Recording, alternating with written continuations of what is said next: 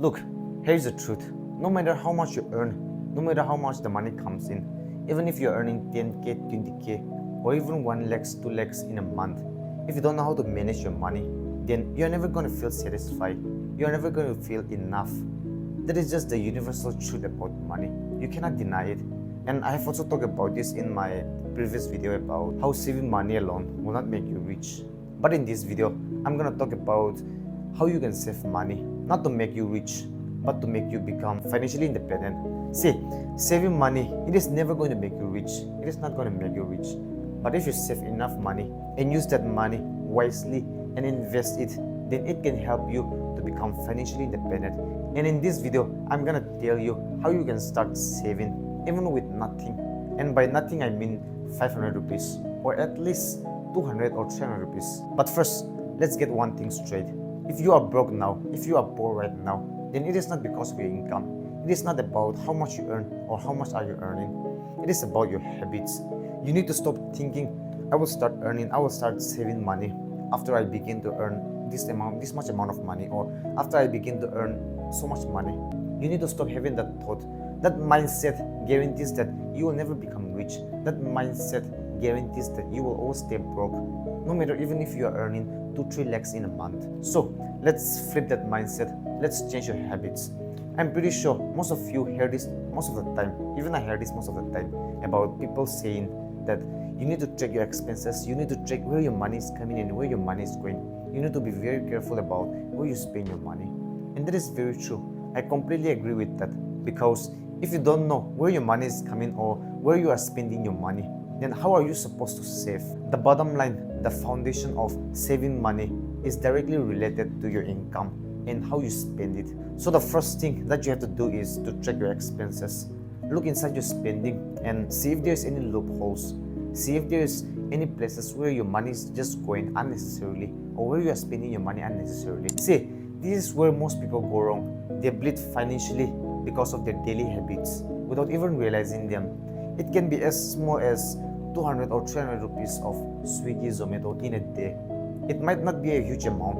It might not be significant at the moment. But if you compound it over a period of time, it comes around 6 or 7k in a month. See, without even realizing, you are losing that much amount of money. So it is your duty to identify those influences, those expenses where you are spending your money, and cut them off completely from your life, from your daily habits. And you try to use this reverse budget method. Most people, what they do is, the moment they get paid, the moment the money comes in, when they get the salary, they will spend it all. They will try to spend it and try to save the rest of the money which is left behind. But we're going to do something different. For us, the moment we get paid, the moment we get the money, we take a portion of that money and we save it. The first thing that we're going to do is save that portion of money, and use the remaining amount of money. Use the rest of the money. You do whatever you want to do with the rest of the money. But first, keep a little portion for saving, because when you do that, you train your brain, you train your mind to live below your means and not beyond them. Okay, the next thing that you have to do is to sell something that you don't use anymore.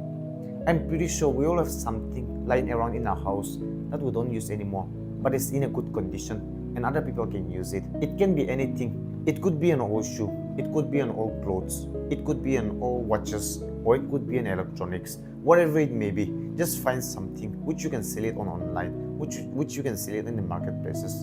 And the reason why I'm saying this is because most of you guys watching this video are between the age of 18 to 24, which is why I'm assuming that you guys are students. Most of you guys might not have a job. Maybe some of you have a job, but most of you guys might not have a job, does not have a job, and you don't have an income. That is why if you sell something, this will help you to create cash flow. In that way, you can start saving even without having an income, even without getting a salary. You can start saving with this cash flow. I will give you an example. So go inside your room or go inside your house and look around for anything which is in a good condition, but you don't use it anymore, and you can sell it. For this example, we're going to take the example of an old shoe. Let's take the example of an old shoe. So you find an old shoe, you take the shoe, go and wash it properly and make it like a brand new. You take some few pictures and then post it on marketplaces, and let's say for the pricing, Let's say you bought it for around 3k or 3.5k, brand new. You bought it for that price. Now you can sell it for at least 1.5k or 1.8k, 1,500 or 1,800 rupees in the marketplaces for second hand. It might not be useful for you, but it might be useful for some people. And after you sell it, you take that money and start saving with that money. For example, if your monthly budget of saving is 500 rupees, then very good. You have just made 3 months of budget in a day.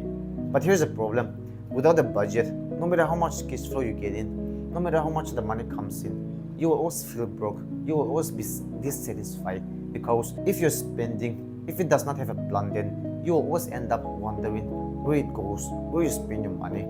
Like, we can all experience it by ourselves, right? We all have that moment in our life where we have so much money, but at the end of the day, when you try to remember, when you try to recall, when you spend your money, then you cannot remember anywhere where you spend your money on some necessary things, on some important things.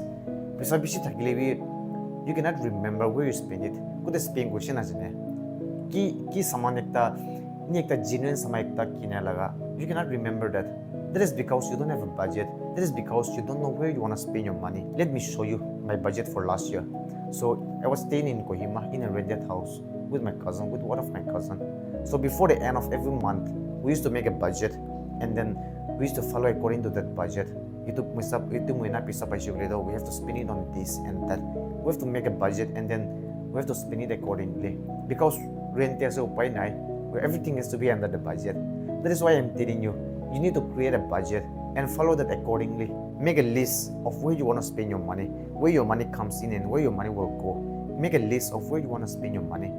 And if you do that properly, and if you follow that accordingly for 2 to 3 months, then I can guarantee that for the next 3-4 months, you will see a big improvement in your finances. And lastly, this is the most important thing. You need to maintain a charity box. Of course, you can keep your money in the bank. You can keep it in some safe place, in a locker, and keep it safe. But it is very good. It will be very good if you can maintain a charity box, and not just some or random charity box like those clay charity box or those wooden charity box, where you can take out that money wherever you want. Buy some real and genuine charity box where you can keep that money, lock it, and just take it out after the deadline. So it is very important for you to maintain a charity box at home so that you can start saving every single penny.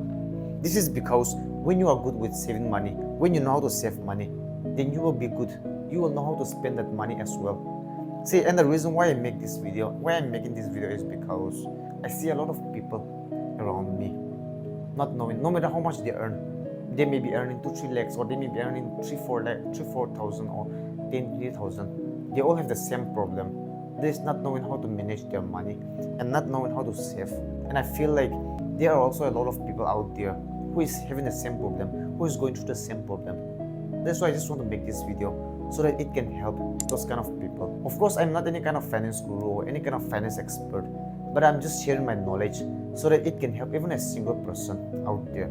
And lastly, saving money does not only mean putting your money inside the bank or putting your money in a locker and keeping it in a safe place. But saving, by definition, it means protecting. It means preserving something. That is why saving money means using your money wisely, protecting it from getting losses, and not spending it on unnecessary things. Knowing where your money is coming and knowing where it is going, that is called saving money.